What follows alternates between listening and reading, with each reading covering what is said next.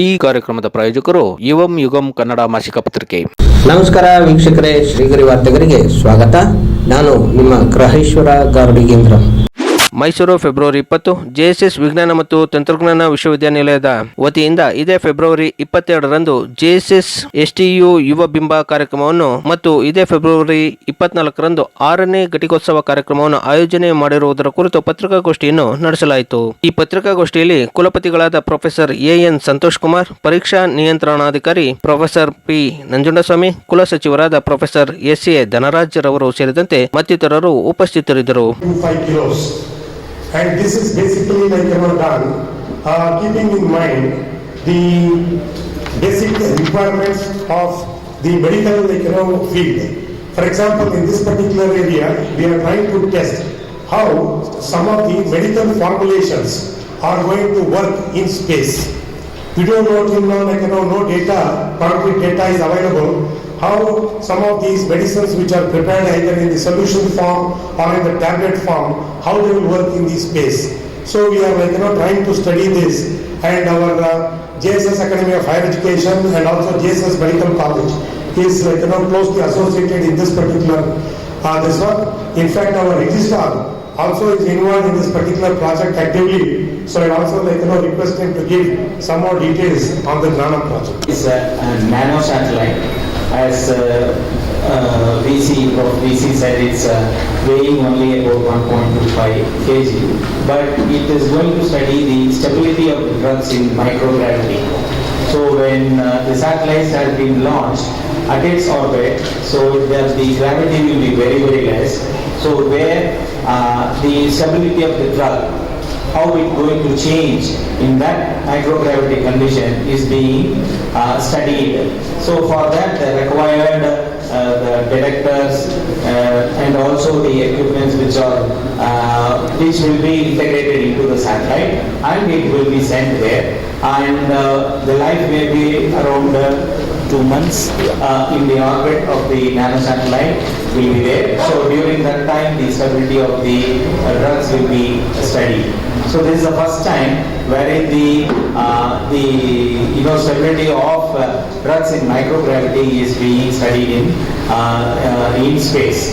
And there are 4 institutes like JSS Academy of Higher Education and Research, JSS Science and Technology, JSS ATE Bangalore, JSS ATE Noida.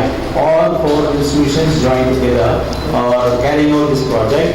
And not only this, our students are being involved in the development of the satellite, and they will have a hands-on experience in fabricating the components and also the constructing the nano satellite from the construction point to the launch point and the analytical. From the other 3 institutes also, students are involved.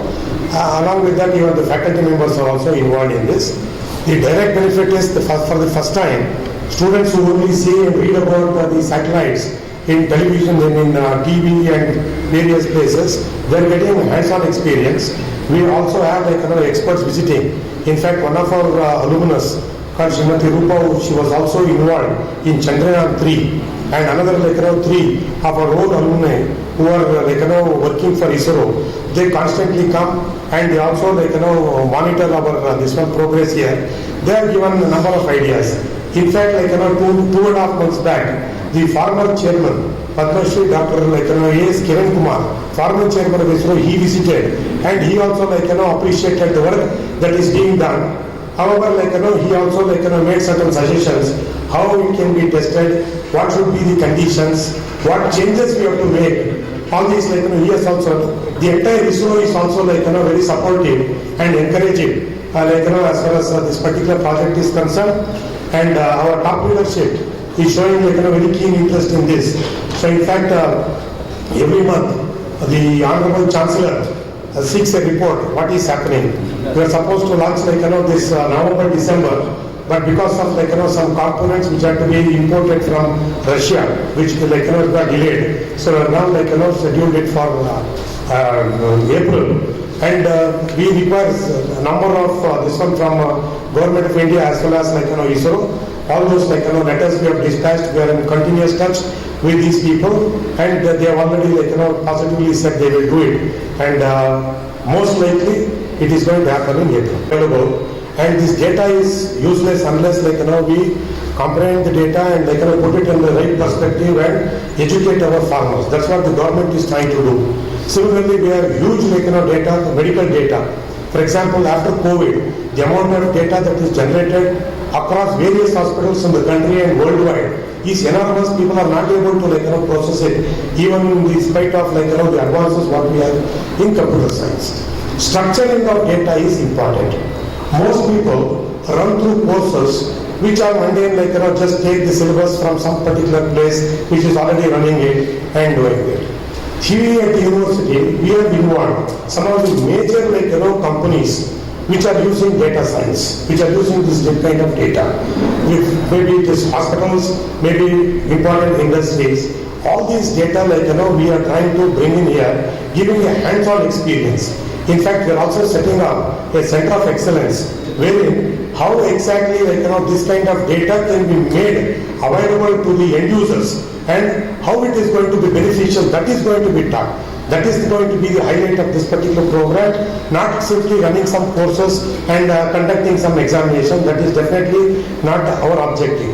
In fact, when we wanted to start the MSc programs, we were very skeptical. Should we really start or not? Because we also several universities have started MTech programs in data science, artificial intelligence. But we did not go for that because this is an opportunity for students coming from computer science background, BCA background, where they do not get an opportunity to go for the MTech programs. So therefore, after careful study of the market, also after carefully interacting with these major stakeholders, that is the industry partners, we decided these are the courses and this is how it should be run. There is a structure that is given. At every stage, people from industry are involved.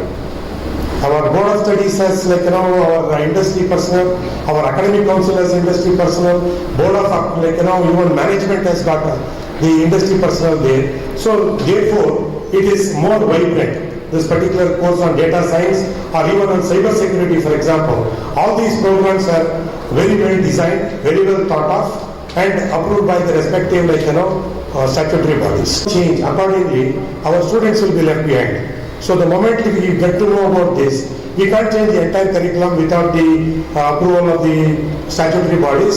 But we have got leverage to use that 40% this one what AICTE has said. So we are doing it. ಮತ್ತೆ ಮುಂದಿನ ವಾರ್ತೆಗರಿಯಲ್ಲಿ ಭೇಟಿಯಾಗೋಣ. ಶ್ರೀಗರಿ ನಿಮ್ಮ ಮನದಾಳದ ಗರಿ. ನಮಸ್ಕಾರ.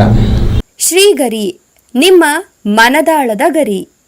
ಶ್ರೀಗರಿ ನಿಮ್ಮ ಭಾವನೆಗಳ ಗರಿ. ಶ್ರೀಗರಿ ನಾಡಿನ ಹೆಮ್ಮೆಯ ಗರಿ. ಮನೆ ಮನಗಳ ಗರಿದು ಶ್ರೀಗರಿ, ತನು ಮನ ಧನಗಳ ಗರಿದು ಶ್ರೀಗರಿ, ವಿಶ್ವದ ದೇಶದ ನಾಡಿನ ಗರಿದು ಶ್ರೀಗರಿ.